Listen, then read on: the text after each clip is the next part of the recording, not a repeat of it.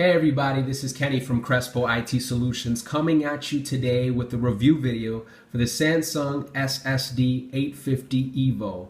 I just want to get to the point in this review. I want to do a quick unboxing, and after that I want to save the rest for comparisons. I want to do a before and an after so that you can really see the benefits on what it is and what an SSD can do for your system, how it can bring an old system to life, or how it can make your system that is already better even better. So today I just received this Samsung SSD 500 gigabyte in the mail, so I'll be opening it up. I just want to get straight to the point. I'll be opening it up right now.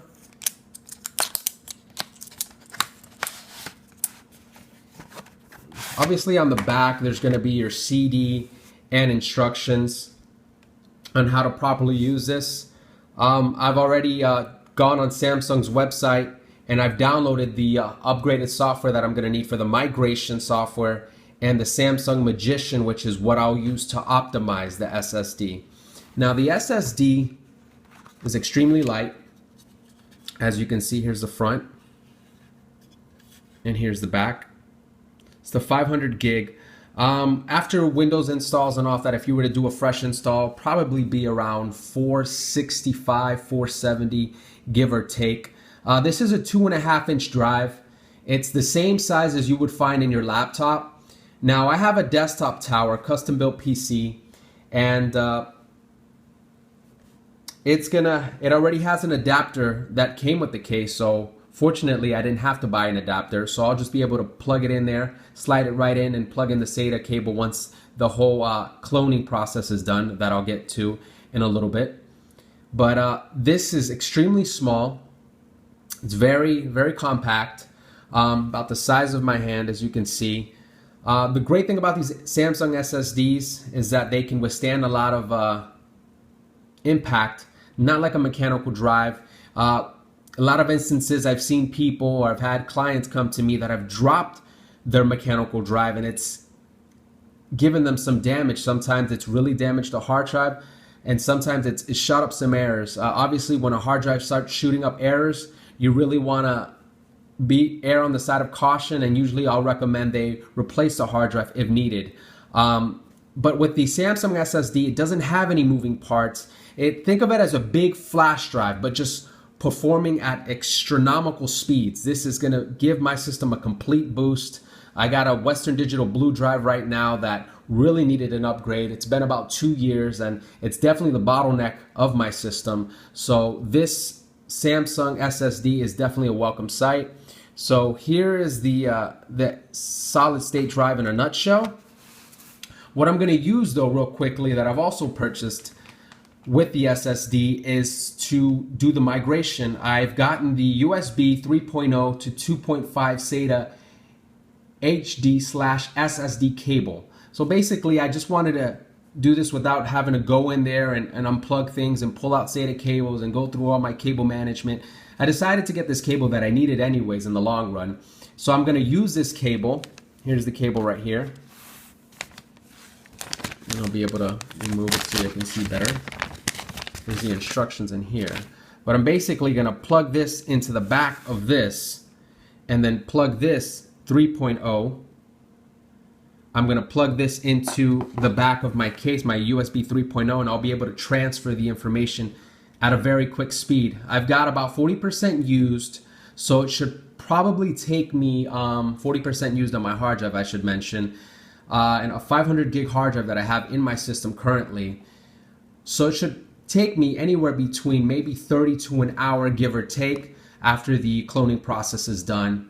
And so my next video that I'll be doing is after the cloning process that I've done. I'll be showing you the before shot and the after shot so you can see how long it takes before it was booting up on the mechanical and how quick it is after on the SSD.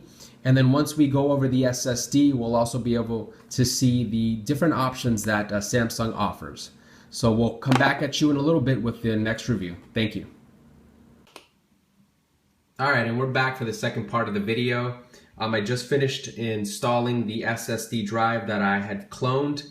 The process took right under 40 minutes. I had about 180 gigabytes of data to clone, a lot quicker than I expected. If I would have had it directly connected to the SATA connector, it would have been a little quicker. But for convenience purposes, I wanted to have it do it through the USB. I didn't really want to mess with my wire management. I did make another video for the process on the actual hard drive of my old hard drive.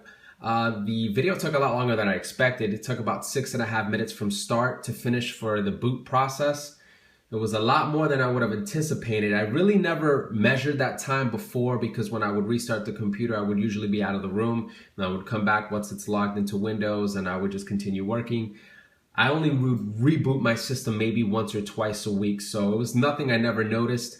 The big difference I always noticed was when I was running multiple programs or when I was starting up something and it would take longer than expected. Obviously that hard drive was a bottleneck to my system like I mentioned earlier, so it needed to be replaced. Right now I've got the Samsung SSD installed, so I'm gonna do a video of how long it takes to start up. I'm gonna start the computer now and start the timer. Computer's turning on. And so once it loads into Windows, I will be able to show you some programs that I use on an everyday basis, like your Firefox, your Microsoft Word, your iTunes, and just really gauge how long that really takes and how long it's taken me before. Now right here on starting Windows, it would load up and the orb would show, and it would usually take a while to settle. See right there, it cut through. Usually take a while to settle. And then it would take probably another 5 to 10 seconds after that for it to finally start loading in. So right now we're at 40 seconds. I'm already in the desktop. I've put in my password and everything. And on the bottom right hand corner, it's already loading my LAN and it's loading some software. Reason the boot's taking a little longer is because I'm waiting for these programs right here, which are my cloud backup softwares, my Crash Plan. I've got my Dropbox that just synced, and I've got my image backing software that I've got. So right about 1 minute, we're good to go. Stop that there. We're fully good to go. Everything's been synchronized. From 6.5 minutes to 1 minute, that's about a sixth of the time. I'll take it any day. On your everyday systems, you'll usually get between 20 to 30 seconds, maybe 40 seconds. That's a huge difference no matter what. We're talking about from your everyday users. We've got a little bit more things running, but that's fine. I'll take it. Right now, we're going to start up Firefox. The initial might take a couple seconds. Okay, so it loaded up. I put a YouTube video here, immediately loaded it up. Got a trailer here for Batman and Superman, the new one. Got my website there, so everything's very responsive. Isn't it surprising that the most powerful man in the world should be a figure of controversy? Now we're going to try my backup software. Looking for a savior. We're talking instantly. about an alien whose very existence. Let me stop that for you. That one used to take quite a bit, so that loaded up quickly. You've got your Microsoft Word. That used to take a while. Load up your basic My Computers. Load it up on my other monitor quickly. My Documents quickly. Recycling bin quickly. Let's try Internet Explorer.